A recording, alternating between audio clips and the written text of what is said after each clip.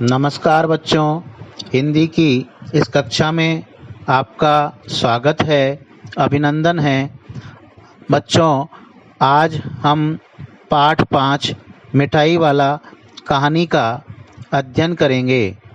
यह कहानी भगवती प्रसाद वाजपेयी द्वारा लिखी गई है। इसमें कहानीकार ने एक पिता का बच्चों के प्रति प्रेम भाव को दर्शाया है। किस तरह से एक पिता अपने बच्चों को खोने के बाद अन्य बच्चों में उस खुशी को तलाशता है। तो आओ हम इसका अध्ययन करते हैं। बहुत ही मीठे स्वरों के साथ वह गलियों में घूमता हुआ कहता है, बच्चों को बहलाने वाला, खिलौने वाला, अर्थात जो गलियों में सामान बेचने वाले आते हैं, वो आवाज़ लगा लगा करके बच्चों को आकर्षित करने के लिए वो खिलौने वाला या आइसक्रीम वाला या मिठाई वाला कह करके इस तरीके से आवाज़ लगाते हैं। इस अधूरे वाक्य को ऐसे विचित्र किंतु मादक मधुर ढंग से गाकर कहता है कि सुनने वाला एक बार अस्थिर हो उठता है और स्नेह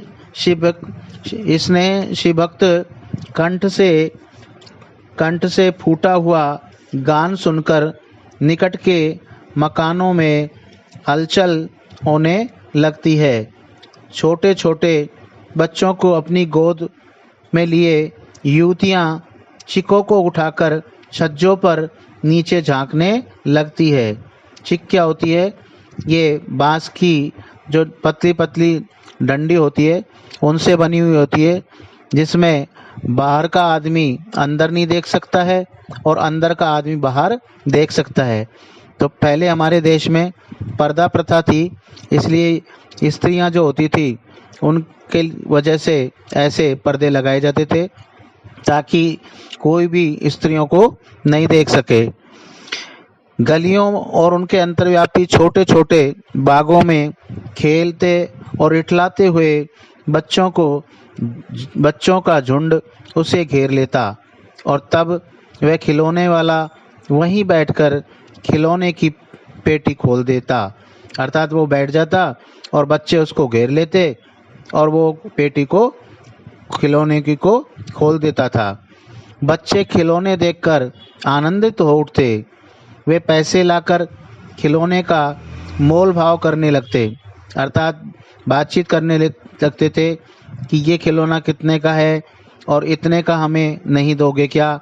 जैसे वो उनके 5 रुपये बताता या 1 रुपये बताता तो वो बच्चे उसके 50 पैसे बताते थे या 25 पैसे बताते थे, क्योंकि उन दिनों में इतने पैसे भी बहुत अधिक हुआ करते थे।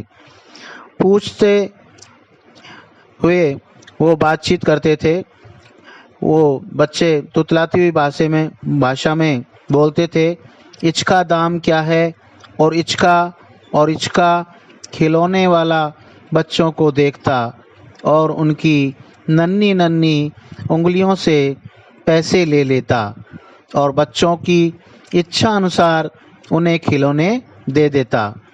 खिलौने लेकर फिर बच्चे उछलने कूदने लगते, अर्थात खुश हो जाते थे बच्चे। और तब फिर खिलौने वाला उसी प्रकार गीत गाकर कहता, बच्चों को बहलाने वाला, खिलौने वाला।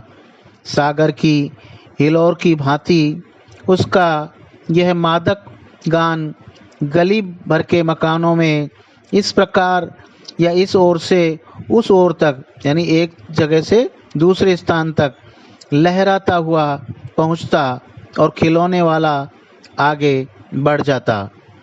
राज विजय बहादुर के बच्चे भी एक दिन खिलौने लेकर घर आए।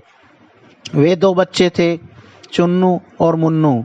चुन्नू जब खिलौने ले आया तो बोला, मेरा घोड़ा कैसा सुंदर है, अर्थात मेरा घोड़ा कैसा सुंदर है।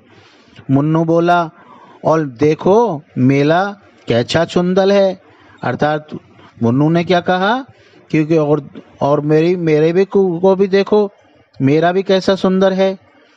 दोनों अपने हाथी घोड़े लेकर उछलने लगे। इन बच्चों की माँ रोहिणी कुछ देर तक खड़े खड़े उनका खेल निरखती रही। अंत में दोनों बच्चों को बुलाकर उसने पूछा, अरे ओ चुन्नू मुन्नू, ये खिलौने तुमने कितने में लिए हैं? मुन्नू बोला, 2 पैसे में खिलौने वाला दे गया है। अर्थात उसने बताया कि भाई 2 पैसे में दे गया है। रोहिणी सोचने लगी, इतने सस्ते कैसे दे गया है? यह तो वही जाने, लेकिन दे तो गया ही है, इतना तो निश्चय है। एक जरा सी बात ठहरी, रोहिणी अपने काम में लग गई। फिर कभी उसे इस पर विचार करने की जरूरत भी भला क्यों पड़ती, क्योंकि भाई वो क्यों सोचती कि वो सस्ते क्यों दे गया, कम मूल्य में क्यों दे गया, उसको क्या पड़ी। अर्थात उसको इससे कोई मतलब नहीं था। 6 महीने बाद नगर भर में 2-4 दिनों से एक मुरली वाले का आने का समाचार फैल गया। लोग कहने लगे, भाई वाह, मुरली बजाने में वह एक ही उस्ताद है। अर्थात बहुत अच्छी मुरली वो बजाता था, इसलिए कहते थे कि भाई ये तो बहुत ही निपुण है मुरली बजाने में। मुरली बजाकर गाना सुनाकर वह मुरली बेचता भी है, सो भी 2-2 पैसे में। भला इसमें उसे क्या मिलता होगा, मेहनत भी तो न आती होगी। एक व्यक्ति ने पूछ लिया, कैसा है वह मुरली वाला, मैंने तो उसे देखा नहीं। अर्थात लोग बातचीत कर रहे थे और उसमें कह रहे कि भाई इतने कम मूल्य में वो मुरली कैसे बेचता होगा, इतने में तो उसकी मेहनत भी नहीं निकलती होगी। अर्थात दिन भर वो घूमता रहता है और फिर इतने कम पैसे में बेच करके यदि वो जाता है तो उसका दिन भर का मेहनताना भी नहीं निकलता होगा। उत्तर मिला, उम्र तो उसकी अभी अधिक न होगी, यही 30-32 का होगा। दुबला पतला गोरा युवक है, बीकानेरी रंगीन साफा बांधता है। ये उसकी खिलौने वाले की, मुरली वाले की वेशभूषा है कि वो किस प्रकार के कपड़े पहनता है और शरीर में से कैसा दिखता है। वही तो नहीं जो पहले खिलौने बेचा करता था? क्या वह पहले खिलौने भी बेचा करता था? हाँ, जो आकार प्रकार तुमने बतलाया उसी प्रकार का वह भी था। अर्थात अब बात होने लगी कि भाई ऐसे ही खिलौने बेचने वाला पहले भी आता था और अब वो मुरली बेचने लग गया है, तो कहीं वो मुरली वाला खिलौने वाला ही तो नहीं है? तो वही होगा, पर भाई है वह एक उस्ताद, अर्थात बहुत अच्छा व्यक्ति है और उस्ताद है, अर्थात मुरली बजाने में वह निपुण है, दक्ष है। हर रोज इसी प्रकार उस मुरली वाले की चर्चा होती। प्रत्येक दिन नगर की हर गली में उसका मादक मृदुल स्वर सुनाई पड़ता। बच्चों को बहलाने वाला मुरली वाला। रोहिणी ने भी मुरली वाले का यह स्वर सुना, तुरंत ही उसे खिलौने वाले की याद हो आई। उसने मन ही मन कहा, खिलौने वाला भी इसी तरह गा गा कर खिलौने बेचा करता था, क्योंकि वो जानती थी कि पहले जो खिलौने वाला आता था वो भी इस प्रकार से गा करके और खिलौने बेचता था। रोहिणी उठकर अपने पति विजय बाबू के पास गई। जरा उस मुरली वाले को बुलाओ तो चुन्नू मुन्नू के लिए ले लूं, क्या पता यह फिर इधर आए न आए, ये भी जान पड़ता है। पार्क में खेलने निकल गए हैं, वे बच्चे शायद पार्क में खेलने निकल गए हैं, तो आप उस मुरली वाले को बुला लीजिए ताकि मैं चुन्नू मुन्नू के लिए मुरली ले लूं। विजय बाबू एक समाचार पत्र पढ़ रहे थे। उसी तरह उसे लिए हुए वे दरवाजे पर आकर मुरली वाले से बोले, क्यों भाई, किस तरह देते हो मुरली, अर्थात कितने रुपए की या कितने पैसे की देते हो मुरली। किसी की टोपी गली में गिर पड़ी, किसी का जूता पार्क में ही छूट गया और किसी की सोथनी यानी कि पाजामा ही ढीला होकर लटक गई। इस तरह दौड़ते हाँफते हुए बच्चों का झुंड आ पहुंचा। यहाँ बच्चों की बारे में बताया है कि वो किस तरीके से मुरली को खरीदने के लिए भाग करके दौड़ करके आते हैं कि उनका पजामा भी ढीला हो रहा है, तो उस ढीले पजामे को भी पकड़ करके और जल्दी जल्दी भाग रहे हैं, कहीं ऐसा नहीं हो कि वो मुरली वाला चला जाए। एक स्वर से सब बोल उठे, हम भी लेंदे मुरली और हम भी लेंदे मुरली, अर्थात हम भी लेंगे मुरली, हम भी लेंगे मुरली। मुरली वाला हर्ष गदगद हो उठा, अर्थात उसको अपार खुशी हुई बच्चों की वो आवाज़ सुनकर। बोला, सबको देंगे भैया, लेकिन जरा रुको, ठहरो, एक एक को देने दे, अभी इतनी जल्दी हम कहीं लौटे थोड़े ही जाएंगे। अर्थात मुरली वाले ने कहा कि भाई ठहर जाओ, हम सभी को देंगे, एक एक को देंगे, इतनी जल्दी हम वापस नहीं जाएंगे। मुरली वाला तो आता ही मुरली इसीलिए बेचने कि वो बच्चों को देखता था, बच्चों को देख करके उसे खुशी होती थी। बेचने तो आए ही हैं और है भी इस समय मेरे पास एक दो नहीं, पूरी 57, अर्थात उसने बताया कि 57 मुरलियां हैं मेरे पास, इसलिए आप चिंता नहीं करें, मैं सभी बच्चों को बेच करके जाऊंगा। हाँ बाबूजी, क्या पूछा था आपने, कितने में दी? दो तो दी तो वैसे 3-3 पैसे के हिसाब से है, पर आपको 2-2 पैसे में ही दे दूंगा। विजय बाबू भीतर बाहर दोनों रूपों में मुस्कुरा दिए, मन ही मन कहने लगे, कैसा है, देता तो सबको इसी भाव से है, पर मुझ पर उल्टा एहसान लाद रहा है। फिर बोले, तुम लोगों की झूठ बोलने की आदत होती है, देते होंगे सभी को 2-2 पैसे में, पर एहसान का बोझा मेरे ही ऊपर लाद रहे हो। अर्थात विजय बाबू ने कहा कि भाई तुम 2-2 पैसे में ही बेचते हो, लेकिन आप मेरे ऊपर एहसान करना चाहते हो, अर्थात मेरे ऊपर ये कहना चाहते हो भाई तुमको मैं कम पैसे में ही दे दूंगा। मुरली वाला एकदम अप्रतिभ हो उठा, अर्थात वो आश्चर्यचकित हो उठा, देखता ही रह गया कि भाई किस तरीके की बात उन्होंने कही है। ये देख करके वो हैरान हो गया। अप्रतिभ का मतलब हैरान होना।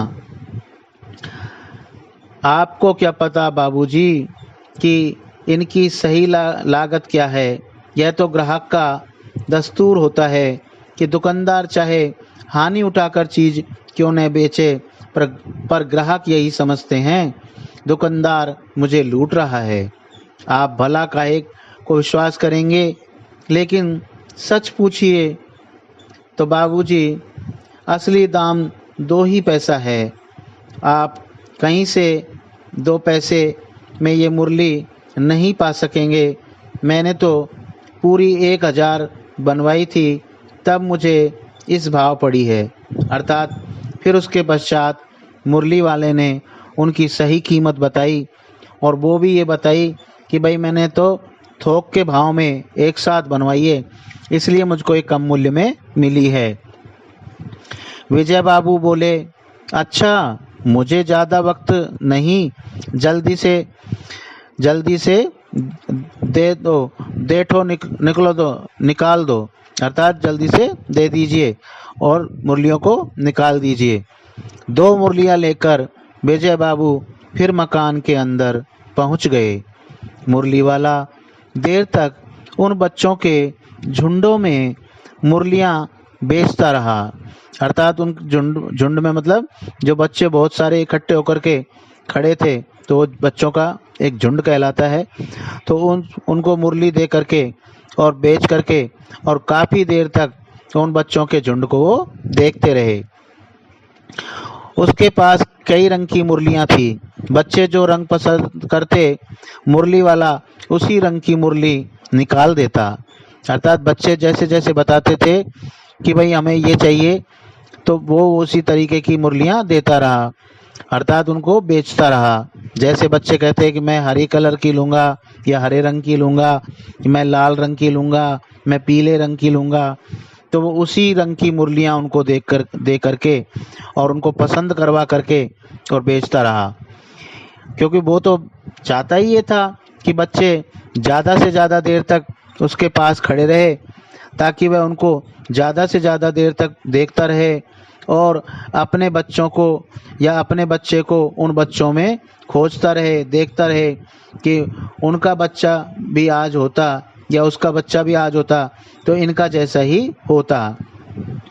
यह बड़ी अच्छी मुरली है, तुम यही ले लो बाबू। राजा बाबू, तुम्हारे लायक तो बस यह है। हाँ भैया, तुमको वही देंगे, ये लो। तुमको वैसी न चाहिए, यह नारंगी रंग की अच्छी, वही लो। ले आए पैसे अच्छे, ये लो तुम्हारे लिए, मैंने पहले ही से यह निकाल रखी थी। तुमको पैसे नहीं मिले, तुमने अम्मा से ठीक तरह मांगे न होंगे। बच्चों से वो ये भी बात करता रहता था कि भाई तुम्हारे पास यदि पैसे नहीं है तो तुमने अपनी अम्मा से अच्छी तरीके से मांगे नहीं होंगे। धोती पकड़कर पैरों में लिपटकर अम्मा से पैसे मांगे जाते हैं। तरकीब बताता हो कि किस तरीके से अपनी अम्मा को पिघलाने के लिए उनको पैसे मांगने चाहिए। हाँ, फिर जाओ, अब की बार मिल जाएंगे। दुअन्नी है तो क्या हुआ, ये लो पैसे वापस लो। ठीक हो गया ना हिसाब, मिल गए पैसे। देखो मैंने तरकीब बताई। अच्छा, अब तो किसी को नहीं लेना है, सब ले चुके। तुम्हारी माँ के पास पैसे नहीं हैं। अच्छा, तुम भी ये लो। अच्छा, तो अब मैं चलता हूँ। इस तरीके से वो बच्चों से बात करता था और बच्चे तुतलाती हुई बोली में बोलते रहते थे। बच्चों को वो बार बार देखता रहता था। इस तरीके से उसको बहुत खुशी होती थी। तो बच्चों, आपने सुनी इस कहानी के अंदर किस तरीके से मुरली वाला उन बच्चों को देखता है, निहारता है और खुशी प्राप्त करता है। आज हम इतना ही अध्ययन करेंगे, शेष अगली कक्षा में हम अध्ययन करेंगे।